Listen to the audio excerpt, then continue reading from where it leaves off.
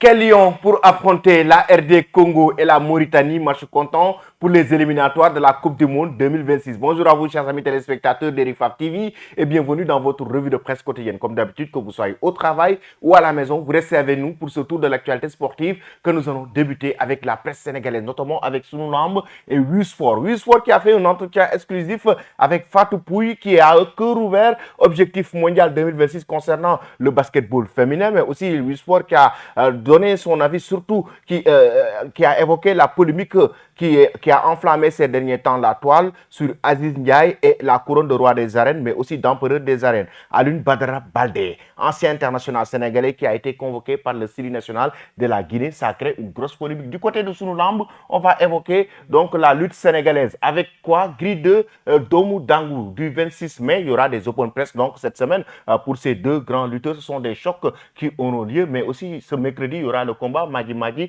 Machallah, que vous aurez à l'arène nationale. Après cela, nous allons maintenant évoquer la presse sénégalaise jusqu'à présent avec Record et Stade cette fois-ci déjà avec le quotidien Stade pour poser l'interrogation. Quels sont les lions contre la RD Congo et la Mauritanie? Il faut rappeler que Aliou Cissé va dévoiler sa liste de joueurs ce vendredi pour connaître les lions qui vont affronter la RD Congo ici au Sénégal face à la Mauritanie à Nouakchott. Deux rencontres très importantes donc pour les éliminatoires de la Coupe du Monde 2026 et Record nous parle du flanc gauche avec l'absence de Jacob qui est forfait. Il y aura Sidibé, Cheikh Stigane Sidibé, ancien joueur de Tenguet FC qui joue actuellement en Tanzanie, qui est en pole position. Il y aura aussi Souleymane Bass qui évolue du côté de Valenciennes, le latéral gauche. Il y a aussi Joseph Layous Samb aussi qui est un latéral gauche de Tenguet FC et autre option donc sur le flanc gauche sans compter Mikaël Faye qui fera sans doute partie donc de cette équipe de Aliou Cissé. Après cela maintenant, chers amis, nous allons du côté de l'international, notamment pour parler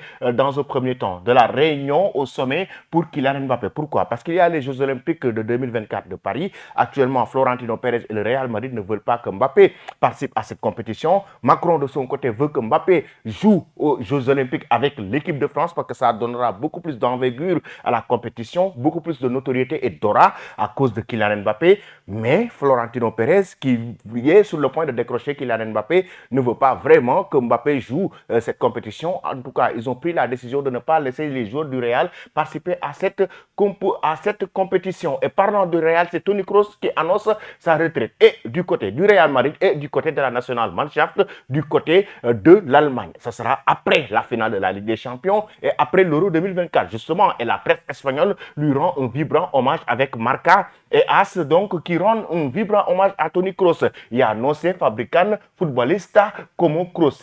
Il n'existe plus de footballeurs comme Toni Kroos ou des footballeurs comme Toni Kroos ne sont plus fabriqués comme l'a si bien titré le journal Marca qui dit un excellent Toni durant tout au long de sa carrière avec une belle carrière très remarquable. Que pensez-vous de sa retraite? Vos avis en commentaire. Merci et très belle journée.